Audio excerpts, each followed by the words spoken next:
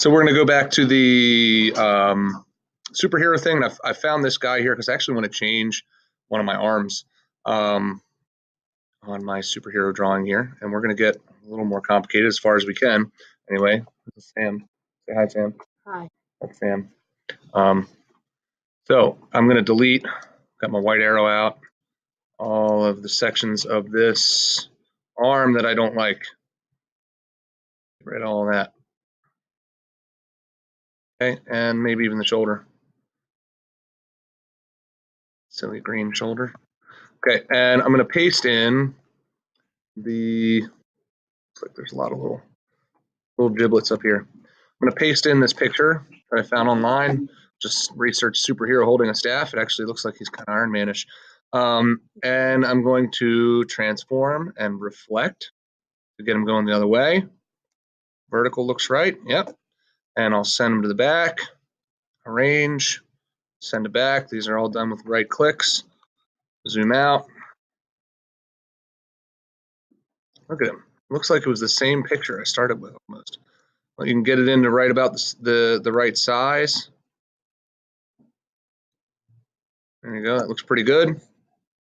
Awesome, right, Sam? Yeah. It's just amazing what you can do with a reference. There we go. And now I'm going to draw right over top of it using this image as my reference. So combining two images where we're starting to get really original. And here we go. Again, my brush line starts off too thick, so I'll just select it and knock it back. I think I was on 0.5. Yeah, that looks good. And then we'll quickly work out the other arm, remembering to overlap my lines, even back in with the original one. I'll show you some stuff about, whoa, that was bad. And even though it's super pixely here, I could still make out his thumb going across, you know, kind of the base of the hand, still remembering to overlap my lines. Why do you got overlap? I'll show you in just a second, Sam. That's a good question. So we're going to overlap them so that we can make sure that our lines touch each other, so we can make solid fills. Yeah, don't want to have unsolid fills. Like that? I'll show you how to do that too. Just make the rest of this hand coming around here. Oh, that pinky's too big. There we go. And then for the staff, I'm going to use this rounded rectangle tool. And we'll just drag it down as low as I can get it. And transform it from there. Whoop, drag the middle down here. Okay, bumping up my stroke. Something consistent is what I got. Okay, that'll work. All right, now I can delete my reference photo. Check it out. Yeah, it looks okay. Looking for any gaps. I don't see any. Select all this stuff. Go to my Pathfinder. Where are you at? It's not there. Window. Pathfinder. Divide. Whoops. I didn't expand first. Object. Expand appearance. You can see that they're all now fills instead of strokes, except for this one. So sometimes you gotta do it twice. Expand. Okay. Now I can divide, and then I can go back in here and I'm gonna have to divide it and combine it with all this one too, because that's gonna be open. But still, I can go back in here and get rid of any of the lines that I don't want, which would include these overlapping bits. See how that works out nice? Makes the drawing look nice and clean.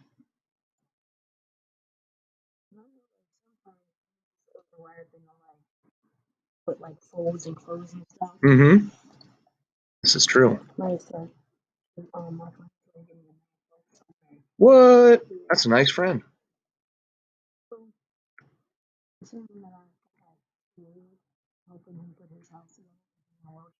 Wow. That's nice of you. You're a nice friend. Sam, nice friend, YouTube. Yeah, we're putting this on YouTube.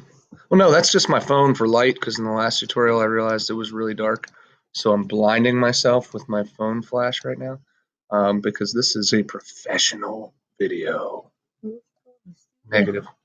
I should. I've got a TV studio right here, and I'm not using it properly. With lights. With lights and everything. It's nuts. So, yeah, just really failing hard at this. So, all right, yeah.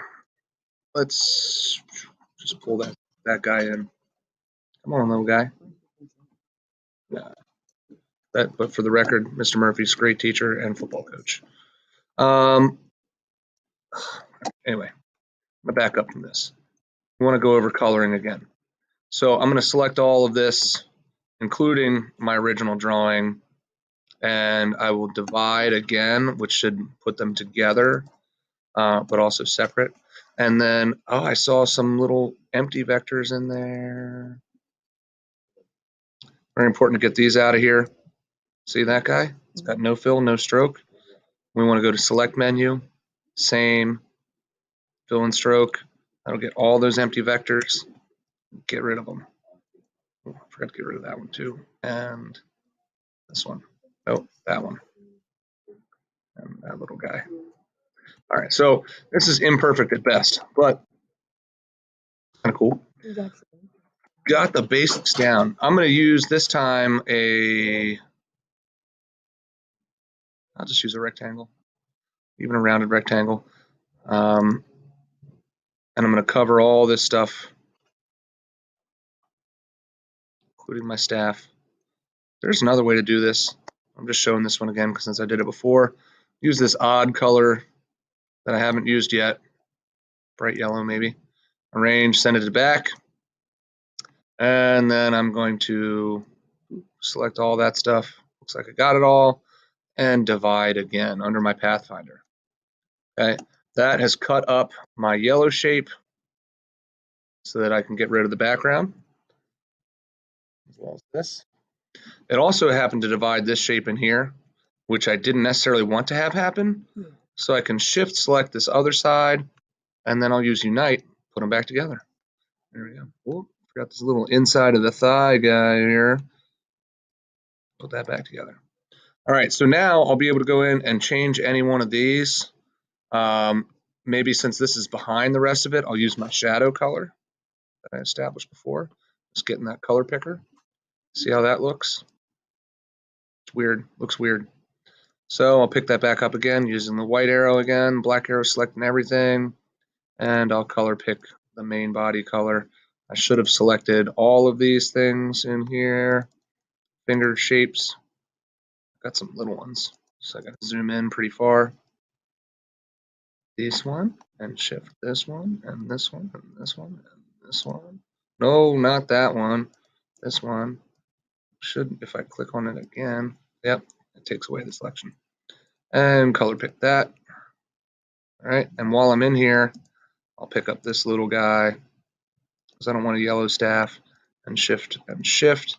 And let's pick a color for my staff. It's going to be green. I don't know why, but it is because green staffs are cool on the internet.